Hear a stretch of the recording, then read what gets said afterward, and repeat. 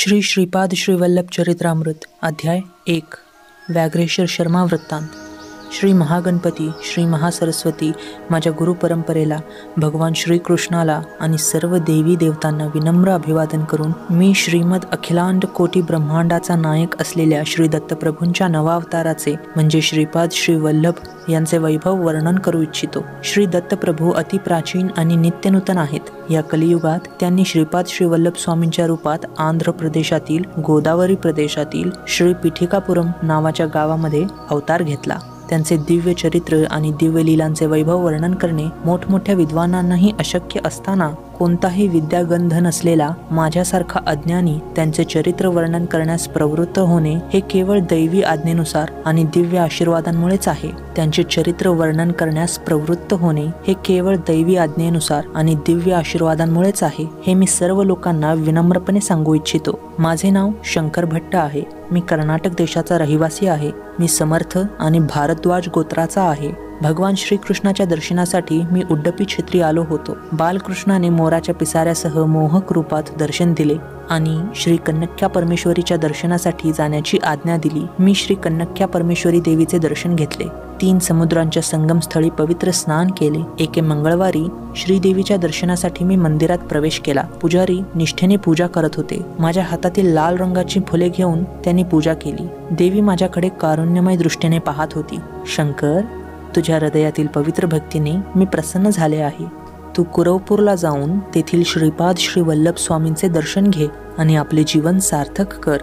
तो माझा भाऊ आहे। आम्हा दोघांमधील भाऊ बहिणीचे नाते देशकाळाच्या पलीकडचे आहे। श्रीपादांच्या केवळ दर्शनाने तुझ्या मनाला, आत्म्याला आणि सर्व इंद्रियांना अवर्णनीय अनुभव येईल, असे ती म्हणाली। देवीचा आशीर्वाद घेऊन श्री कन्नक्या परमेश्वरीच्या पवित्र धामातून प्रवास करत मी जवळच असलेल्या मरुत्वमलई नावाच्या गावी पोहोचलो। मला समजले की श्री हनुमान जेव्हा संजीवनी पर्वत हिमालयात परत घेऊन जात होते तेव्हा त्यातील एक तुकडा खाली पडला आणि त्यालाच मरुत्वमलई असे म्हटले जाते। मरुत्वमलई गावात तो डोंगर आहे। तो एक सुंदर डोंगर असून त्यात काही गुहा आहेत। मला समजले की ही सिद्धपुरुषांची अदृश्य रूपात तपश्चर्या करण्याची भूमी आहे। माझे भाग्य चांगले असेल तर एखाद्या गुहात महापुरुषाचे दर्शन घडेल या आशेने मी गुहा पाहू लागलो। एका गुहेच्या दारात मात्र एक मोठा वाघ उभा होता। माझे संपूर्ण शरीर भीतीने थरथर कापू लागले।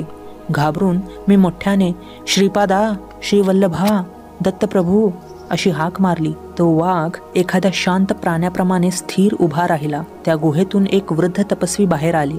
बाळा, तू धन्य आहेस। संपूर्ण मरुत्वमलई परिसरात श्रीपाद श्रीवल्लभ नामाचा प्रतिध्वनी घुमला आहे। श्री दत्तप्रभूंनी या कलियुगात श्रीपाद श्रीवल्लभ नावाने अवतार घेतला आहे। हे केवळ महासिद्ध पुरुषांना, महायोग्यांना, ज्ञानींना आणि निर्विकल्प समाधी अवस्थेत असलेल्या परमहंसांनाच ज्ञात आहे। तू भाग्यवान आहेस म्हणून येथे येऊ शकलास। ही तपोभूमी आहे, सिद्धभूमी आहे। तुझी इच्छा पूर्ण होईल। तुला श्रीवल्लभांचे दर्शन भाग्य नक्कीच लाभेल। या गुहेच्या दारात असलेला हा वाघ एक ज्ञानी आहे। या ज्ञानीला नमस्कार कर, असे ते म्हणाले। तेव्हा मी वाघाच्या रूपात असलेल्या त्या ज्ञानीला नमस्कार केला। त्या वाघाने लगेच ओंकाराचा उच्चार केला। त्या ध्वनीने संपूर्ण मरुत्वमलई प्रतिध्वनित झाले। त्याने सुमधुर आवाजात श्रीपादराजम शरणम प्रपद्ये असा जप केला। मी हे विचित्र दृश्य पाहत होतो। वाघाच्या रूपातील सर्व अणु विघटित झाले आणि त्यातून एक तेजस्वी दिव्य देहधारी पुरुष प्रकट झाला। त्याने त्या वृद्ध तपस्वीला नमस्कार केला आणि तो दिव्य पुरुष तेजस्वी देहासह आकाशमार्गाने निघून गेला। माझ्या समोर असलेल्या वृद्ध तपस्वीने स्मितहास्य केले। त्यांनी मला गुहेत येण्याचे आमंत्रण दिले। मी शांतपणे गुहेत प्रवेश केला। वृद्ध तपस्वींच्या डोळ्यातून करुणा वाहत होती। त्यांनी केवळ आपल्या संकल्पशक्तीने अग्नी निर्माण केला। त्या दिव्याग्नीत हवन करण्यासाठी आवश्यक असलेली पवित्र द्रव्ये आणि फळे निर्माण केली। वैदिक मंत्रोच्चार करत त्यांनी त्या दिव्याग्नीत पदार्थांचे हवन केले। ते वृद्ध तपस्वी म्हणाले, जगात यज्ञ, यागादी सत्कर्मे लोप पावत आहेत। पंचमहाभूतांकडून लाभ मिळवणारा मानव पंचमहाभूतात्मक देवाला विसरत आहे। देवतांना प्रसन्न करण्यासाठी यज्ञ केले पाहिजेत। यज्ञामुळे देवता प्रसन्न होतात। त्यांच्या कृपेने प्रकृती अनुकूल होते। प्रकृतीतील कोणतीही शक्ती उग्र झाल्यास मानव जगू शकत नाही। प्रकृतीच्या शक्तींना शांत न केल्यास अरिष्ट आणि अनिष्ट गोष्टी घडतात। मानवाने धर्ममार्ग सोडल्यामुळे प्रकृतीच्या शक्तींमुळे संकटे येत आहेत। लोककल्याणासाठी मी हा यज्ञ केला आहे। यजन म्हणजे संयोग सुदैवाने तू हा यज्ञ पाहिलास. यज्ञाचे फळ म्हणून तुला दत्तावतार श्रीपाद श्री वल्लभ यांचे दर्शन घडेल. हा एक अत्यंत दुर्लभ योग आहे. अनेक जन्माची पुण्याई एकदम फळाला येऊ लागल्यावर असा दुर्लभ योग जुळून येतो, ते म्हणाले. मी त्या महापुरुषाला नमस्कार करून म्हणालो, हे सिद्धश्रेष्ठा, मी विद्वान नाही, योगी नाही, साधकही नाही. मी एक अज्ञानी आहे. माझ्यावर पूर्ण कृपा करून माझ्या शंकाचे निरसन करावे, अशी मी त्यांना विनंती केली. त्यावर त्या महापुरुषाने संमती दिली. हे सिद्धश्रेष्ठा, जेव्हा मी श्री कन्यका परमेश्वरी मातेचे दर्शन घेतले तेव्हा देवीने मला श्रीपाद श्री वल्लभांच्या दर्शनासाठी कुरोपूरला जाण्यास सांगितले. श्री वल्लभ तिचे भाऊ आहेत आणि त्यांचे भाऊ बहिणीचे नाते कालातीत म्हणजेच काळाच्या पलीकडचे आहे असेही सांगितले. येथे तुमचे आणि वाघाच्या रूपात असलेल्या महात्म्याचे दर्शन झाले. वाघाच्या रूपातील ते महात्मा कोण आहेत? श्रीपाद श्री वल्लभ आणि श्री कन्यका परमेश्वर देवी यांच्यातील भाऊ बहिणीच्या नात्याला कालातीत म्हणण्याचा अर्थ काय आहे? आणि मुळात श्री दत्तप्रभू कोण आहेत? माझ्या या शंकेचे उत्तर देऊन मला धन्य करावे, अशी मी त्यांना प्रार्थना केली. ते वृद्ध तपस्वी सांगू लागले, बाळा, आंध्र प्रदेशातील गोदावरी मंडलात अत्री महर्षींची तपोभूमी म्हणून प्रसिद्ध असलेल्या अत्रेयपुरम नावाच्या गावात श्रोत्रिय अशा काश्यप गोत्रात एका ब्राह्मणाचा जन्म झाला. त्याच्या आईवडिलांनी त्याचे नाव व्याघ्रेश्वर शर्मा ठेवले. वडील महापंडित असूनही तो मात्र परममठ्ठ होता. कितीही काळ शिक्षण घेतले तरी त्याला साधे संध्यावंदनही करता येत नव्हते. तो फक्त व्याघ्रेश्वर शर्मा अहम भो अभिवादये इतकेच म्हणत असे. सोबत्यांच्या टोमण्यांनी तो व्यथित झाला होता. आईवडिलांची अनास्थाही वाढली होती. हिमालयात महान तपस्वी असतात आणि त्यांच्या कृपेने आत्मज्ञान प्राप्त होते असे त्याने ऐकले होते. तिळाचे दान घेण्यासाठी किंवा क्वचित प्रसंगी श्राद्धासाठी बोलवण्याव्यतिरिक्त त्याला कोणीही बोलवत नसे. त्यामुळे त्याच्या मनात न्यूनगंड निर्माण झाला होता. एके दिवशी ब्रह्ममुहूर्तावर त्याला एक स्वप्न पडले. त्यात दिव्य तेजाने तळपणारे एक दिव्य बाळ दिसले. ते आकाशातून पृथ्वीवर उतरत होते. त्याचे श्रीचरण जमिनीला स्पर्श करताच संपूर्ण भूमंडळ दिव्य प्रकाशाने भरून गेले. ते दिव्य बाळ हळूहळू पावले टाकत त्याच्या दिशेने आले. मी असताना भीती कशाला? या गावाशी माझेही ऋणानुबंध आहेत. ऋणानुबंधाशिवाय कुत्रासुद्धा आपल्या जवळ येत नाही. तू हिमालयातील बद्रीच्या अरण्यभूमीकडे जा, तुझे कल्याण होईल, असे म्हणून ते अंतर्धान पावले. व्याघ्रेश्वर शर्मा बद्रीच्या अरण्य प्रदेशात पोहोचला. वाटेत त्याला आपोआप भोजन मिळत होते. मात्र त्याने प्रवासाला सुरुवात केल्यापासून एक कुत्रा त्याच्या मागे येत होता. त्या कुत्र्यासोबत तो बद्रीच्या अरण्यात फिरू लागला. फिरता फिरता त्याने उर्वशी कुंड नावाच्या ठिकाणी पवित्र स्नान केले. त्याच्यासोबत त्या कुत्र्यानेही स्नान केले. एक महात्मा आपल्या शिष्यासह उर्वशी कुंडात पवित्र स्नानासाठी आले. व्याघ्रेश्वराने त्या महात्म्याच्या चरण कमलाला वंदन करून आपल्याला शिष्य म्हणून स्वीकारण्याची प्रार्थना केली. त्या महात्म्याने दयेने ती स्वीकारली. त्या महात्म्याने व्याघ्रेश्वराला शिष्य म्हणून स्वीकारताच तो कुत्रा अंतर्धान पावला. ते महात्मा म्हणाले, व्याघ्रेश्वरा, तुझ्यासोबत आलेला तो कुत्रा तुझ्या अनेक जन्माच्या पुण्याईचे स्वरूप होता. काळाच्या प्रेरणेने तू येथे येऊ शकलास. उर्वशी कुंडात स्नान करू शकलास. नरनारायणांच्या तपोभूमीकडे आकर्षित झालास. हे सर्व श्रीपाद श्री वल्लभांची कृपा आहे, लक्षात ठेव, असे ते म्हणाले. व्याघ्रेश्वराने विनम्रपणे विचारले, गुरुदेवा, श्रीपाद श्री वल्लभ कोण आहेत? त्यांची कृपा माझ्यावर कशी झाली? बाळा, ते साक्षात दत्तप्रभू आहेत. त्रेतायुगात भारद्वाज नावाच्या महर्षींनी सावित्री काठक चयन नावाचा एक महान यज्ञ श्री पिठिकापुरम येथे केला होता. त्यासाठी त्यांनी शिवपार्वतीला आमंत्रित केले होते. भारद्वाजांना दिलेल्या वचनानुसार भारद्वाज गोत्रात अनेक महात्मा, सिद्धपुरुष, ज्ञानी आणि योगी अवतार घेतील आणि सावित्री काठक चयन यज्ञ श्री पिठिकापुरम येथे झाला होता असे पैंग्य ब्राह्मण या ग्रंथात सांगितले आहे. देशाच्या इतर भागातून लुप्त झाले असले तरी कल्की अवताराची भूमी असलेल्या शंबला गावात पैंग्य ब्राह्मण आणि सांद्र सिंधू वेद अत्यंत सुरक्षितपणे जपून ठेवले आहेत. जेव्हा कलियुग संपून सत्ययुग येईल तेव्हा दत्तावतार मूर्ती असलेले श्रीपाद श्री वल्लभ भौतिक रूपात श्री पिठिकापुरमला येतील. अनेक जन्मांची पापे क्षीण होऊ लागतात आणि पुण्यकर्मे फळ देऊ लागतात. तेव्हाच दत्तभक्ती उत्पन्न होते. दत्तभक्तीत पूर्णता प्राप्त झाल्यावर कोणत्याही युगात, कोणत्याही काळात श्रीपाद श्री वल्लभ भौतिक रूपात दर्शन, स्पर्श आणि संभाषणाचे भाग्य देतात. तुझ्या पूर्वजन्मातील पुण्यकर्म बलवान असल्यामुळे तुझ्यावर श्रीपाद श्री वल्लभांची कृपा झाली आहे. मी माझे गुरुदेव महाअवतार बाबाजींच्या दर्शनासाठी जात आहे. 1 वर्षाने परत येईन. तुम्ही तुम्हाला नेमून दिलेल्या गुहांमध्ये क्रियायोगाचा अभ्यास करत आत्मज्ञान प्राप्तीसाठी प्रयत्न करा, असा आदेश देऊन ते संजीवनी पर्वताच्या प्रदेशातील द्रोणागिरीला निघून गेले. व्याघ्रेश्वर शर्मा देखील त्याला नेमून दिलेल्या गुहेत बसला. गुरुदेवांनी शिकवलेल्या क्रियायोगाच्या पद्धती किंवा आत्मज्ञानाचे उपदेश त्याला काहीच समजले नाहीत. तो असा विचार करू लागला, गुरुदेव मला प्रेमाने अरे व्याघ्रा असे म्हणत. माझे सर्व गुरुबंधू व्याघ्राजिनावर म्हणजेच वाघाच्या कातड्यावर बसून ध्यान करतात. वाघाचे कातडे इतके पवित्र असेल, योग्याला इतका लाभ देत असेल, तर मग वाघ किती महान असेल. शिवाय गुरुदेवांनी आत्मज्ञानासाठी प्रयत्न करण्यास सांगितले आहे. आत्मा म्हणजे स्वतःचे असाच अर्थ आहे. मला इतरांशी काय करायचे? माझे नाव व्याघ्रेश्वर आहे, त्यामुळे माझा आत्मा वाघच असला पाहिजे. मी वाघाचेच ध्यान केले पाहिजे, तोच माझा आत्मा आहे. जर मला वाघाचे रूप मिळाले तर मला आत्मज्ञान मिळाल्यासारखेच होईल, असा त्याने विचार केला. 1 वर्षाचा काळ सहज निघून गेला. गुरुदेव प्रत्येक गुहेजवळ येऊन शिष्यांनी योगामध्ये केलेल्या प्रगतीची पाहणी करत होते. व्याघ्रेश्वराच्या गुहेजवळ व्याघ्रेश्वर नव्हता, त्या गुहेत एक वाघ होता. गुरुदेवांनी योगदृष्टीने पाहिले. व्याघ्रेश्वराने तीव्रतेने वाघाच्या रूपाचे ध्यान केल्यामुळे त्याला ते रूप प्राप्त झाले आहे हे त्यांनी ओळखले. त्याच्या निष्पाप हृदयावर आणि आत्मशुद्धीवर ते प्रसन्न झाले.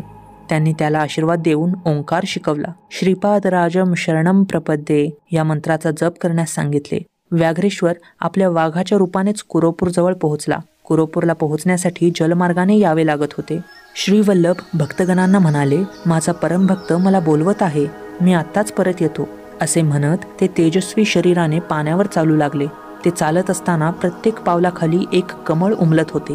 ते या किनाऱ्यावर येताच श्रीपाद राजम शरणम प्रपद्ये असा अविरत जप करणाऱ्या व्याघ्रेश्वराला त्यांनी पाहिले. व्याघ्रेश्वराने श्रीपाद श्रीवल्लभांच्या दिव्य श्रीचरणांना प्रणाम केला. श्रीवल्लभ वाघावर बसून पाण्यावरून तरंगत कुरोपूरला पोहोचले. सर्वजण आश्चर्याने पाहत राहिले. दत्तपुराणानुसार श्री दत्तात्रेयांनीच धर्मशास्ता म्हणून अवतार घेतला होता.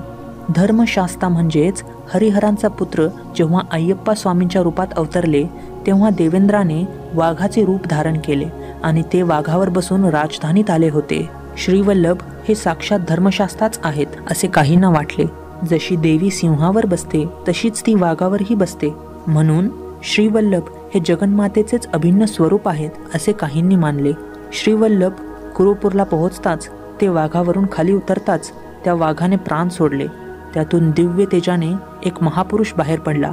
त्याने आपल्या पूर्वजन्माच्या व्याघ्ररूपाचे चर्म म्हणजे कातडे श्रीवल्लभांनी आपले आसन म्हणून स्वीकारावे अशी प्रार्थना केली. श्रीचरणांनी ती मान्य केली. प्रेमाने ओथंबलेले श्रीवल्लभ म्हणाले, बाळा व्याघ्रेश्वरा, तू एका जन्मी एक बलवान पहिलवान होतास. त्या जन्मात तू वाघांशी लढणे, त्यांना क्रूरपणे त्रास देणे, त्यांना कैद करून उपाशी ठेवून लोकांच्या मनोरंजनासाठी त्यांचे खेळ करणे अशी अनेक क्रूर कर्मे केली होतीस. माझ्या कृपेने या एकाच जन्मात वाघाच्या रूपाने तुझे ते सर्व दुष्कर्म नाहीसे केले आहे. तू दीर्घकाळ वाघाच्या स्वरूपात राहिल्यामुळे तू इच्छा करता क्षणी तुला वाघाचे रूप प्राप्त होईल असा मी वर देत आहे.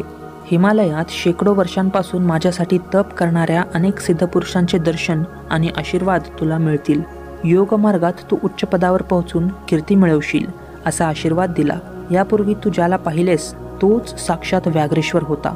तो हिमालयात राहतो. महायोगी हे लोकांच्या संपर्कात राहणे पसंत करत नाहीत. अशा वेळी सामान्य लोकांमुळे त्यांना अडथळा येऊ नये म्हणून तो वाघाच्या रूपात पहारा देत असे. महायोगी एकमेकांना संदेश देण्यासाठी भाव प्रसाराचा म्हणजेच विचारांच्या देवाणघेवाणीचा उपयोग करतात. त्यांना आपल्या जागेवरून बाहेर येण्याची किंवा दूताची गरज नसते, पण केवळ मनोरंजनासाठी ते व्याघ्रेश्वरामार्फत एकमेकांना निरोप पाठवतात. ही सर्व दत्तप्रभूंची लीला आहे.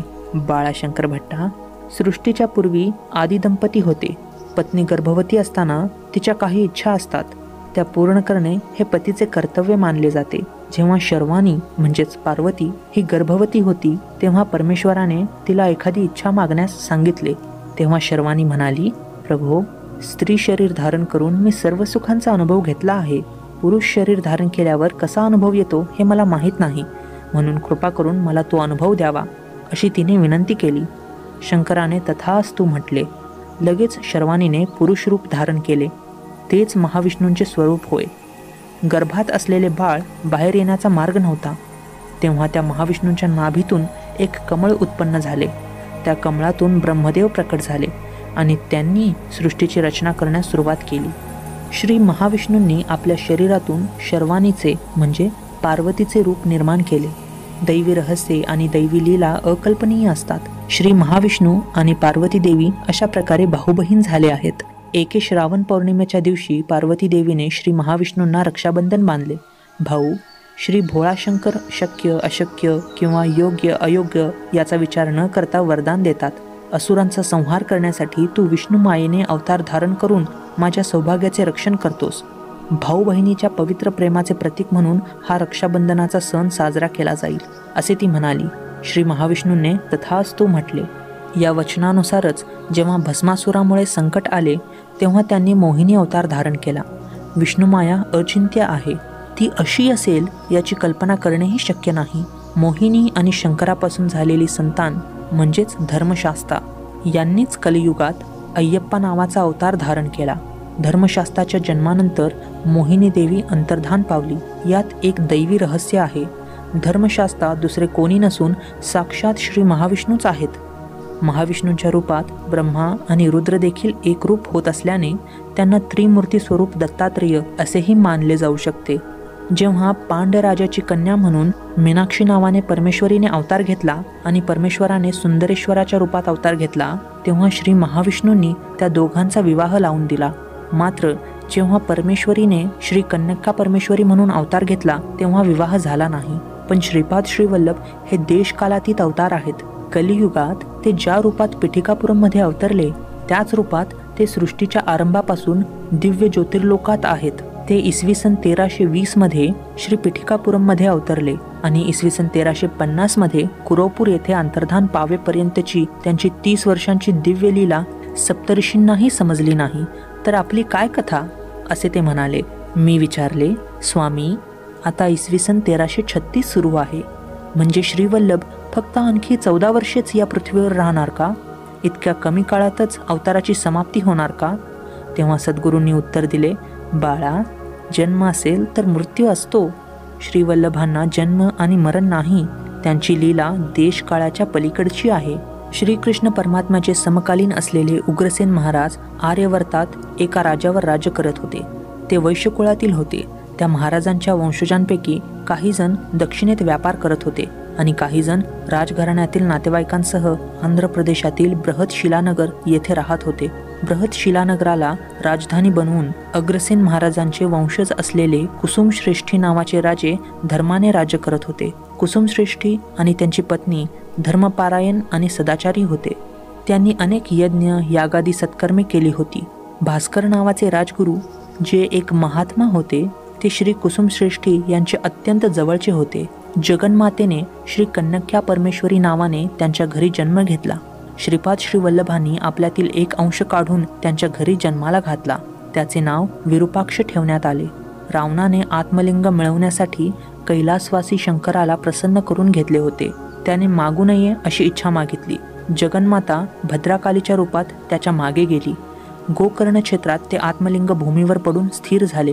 बाळा, गोकर्ण क्षेत्राचा देवतांच्या रहस्यांशी खोल संबंध आहे. रावणाचा वध झाला असला तरी रावणाचाच एक अंश कलियुगातील काममदाने उन्मत्त राजा म्हणून जन्माला आला. देवीने कलियुगात आपले भद्रकाली रूप वेगळ्या प्रकारे प्रकट केले. तिच्यासोबत राजघराण्यातील काही नातेवाईकांनी आपल्या आर्यवर्तातील परंपरेनुसार अग्नीत आहुती देऊन आपला स्वाभिमान व्यक्त केला. श्री कन्यका परमेश्वरी आपल्या प्रभू नरेश्वरांना जाऊन मिळाल्या. देवीच्या जन्मापूर्वी श्री कुसुमश्रेष्ठी दाम्पत्याने अनेक यज्ञ केले होते. त्यांच्या राज नातेवाईकांपैकी केवळ एकाच कुटुंबाकडून ते वयस्सू म्हणजे दूध आणि पसिडी म्हणजे सोने स्वीकारत असत. त्यामुळे त्यांना पैंडा हे आडनाव मिळाले. जेव्हा तू श्री पिठिकापुरमला जाशील तेव्हा तुला त्यांच्या वंशजांपैकी एका महात्म्याला भेटता येईल. तू कुरवपूरला जा, श्रीवल्लभांचे दर्शन घे, असा आशीर्वाद देऊन ते सद्गुरू श्रेष्ठ तेजस्वी शरीराने अंतर्धान पावले. श्रीपाद श्रीवल्लभांचा जय जयकार असो.